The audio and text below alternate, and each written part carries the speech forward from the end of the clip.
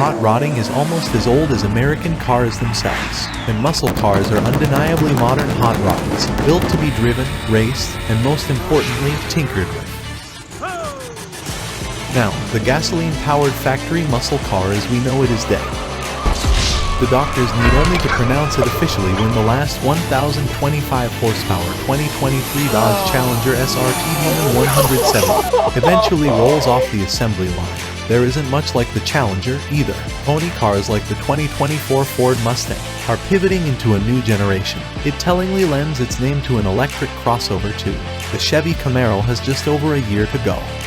EVs can deliver giggle-inducing acceleration, but can they bring stupid belly laugh fun and replicate the joys of shade tree tinkering? Muscle cars are about theater just as much as performance. They represent some of the best parts of being American. Miami, home to all the most successful drug dealers, this year's Mr. Big Mac, and Silicon Valley. Loud, proud, and unapologetic. It's right there in the name, muscle. Not strength, not speed. Those cars can be strong and fast, but their defining characteristic is the perception, the flex. Sure, the Superbird's wing was functional in NASCAR, but it also looked wild on the road. Roadrunner, Challenger, and Plum Crazy, the cartoon nicknames, radioactive colors, and whimsy are just as much a part of the lore as drag or stock car racing. Motorsports gave muscle cars their place in the automotive pantheon.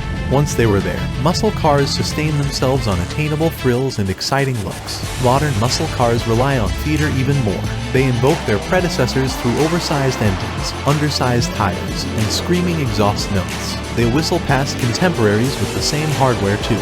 It's easy to write off muscle cars as boomer relic nostalgia machines or unsophisticated dinosaurs, which misses their point. Now, as then muscle cars democratize speed and power without taking themselves seriously. They've stayed true to their low dollar per horsepower draw among new enthusiasts, while simultaneously appealing to nostalgic buyers. In 2019, the average age of a Dodge Challenger buyer was 51, 2 years younger than the average new car buyer overall.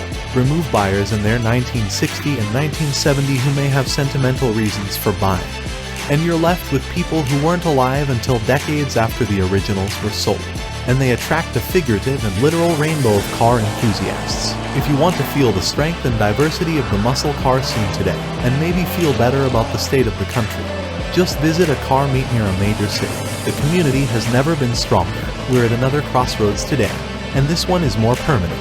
Manufacturers, governments, and the planet are moving on, but enthusiasts aren't ready to. Dodge has shown us a preview of what they're thinking with the Charger EV concept and its Erupt digital exhaust system. Judging by the public's response and comments by Dodge's own CEO, Tim Kuniskis, I'm not sure people are buying it yet. If modern muscle cars are faithful to a fault replication of what made the 1960s and 1970s originals special, the electric Charger concept is a simulation, for better and for worse. Will people buy it? Probably. There's always a market for things that are fast, and I have no doubt Dodge will one day produce a version that outdrags the Demon 170 to show it can be done. But will it represent the same attainable entry point? Yes, entry, because every build is just getting started, into the hobby that it's been since the days of carb tuning. That's a tougher question to answer. Like it or not, internal combustion betas are a defining characteristic, perhaps the defining characteristic of muscle cars. Without them, it might be time for a new name.